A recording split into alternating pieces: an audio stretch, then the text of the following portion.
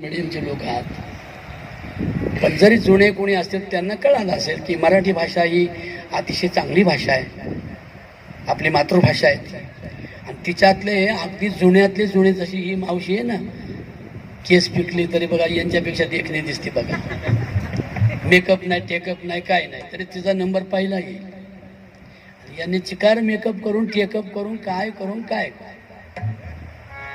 ही जुनी बाई आहे ना, तशी जुनी भाषा आहे मराठी. भग भग इथे एकालाही माहीत नसेल, किती इंग्रजीचे पापड असले तरी भग शब्दाचा अर्थ माहीतच नसेल. भग, तर भग या शब्दाचा संस्कृत अर्थ होतो जखम. बोला काय होतो, त्यांना बोलता काय होतो? जखम म्हणजे नुसती कातड्याची नाही, कातड्याची बरी होऊ शकते बर का. तर जखम शब्द जो आहे ना, जखम, तर जखम शब्द म्हणजे वेदना देणारी, बरोबर आहे. जखमेने आनंद वाटतो का वेदना? वेदना. बरं इथे भाजल्यावर आग होते ना, लय बरं वाटतं नाही का? मला की नाही अख्ख्या गावाला साड्या घ्यायच्यात का मी भाजले, असं होतं का कधी?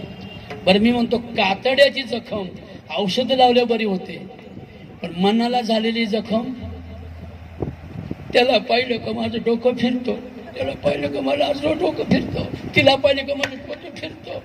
लय असे बोल केलेत माझ्या मनाला नुसते झोंबून राहिले, आहे की नाही?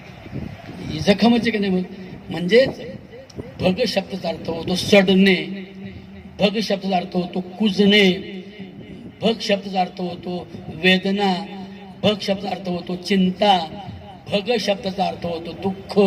म्हणजे दुःखानं कधी कधी डोकंही सडतं, शरीरही सडतं, आणि वाईट कर्म केल्यावर त्याला भग पडतात.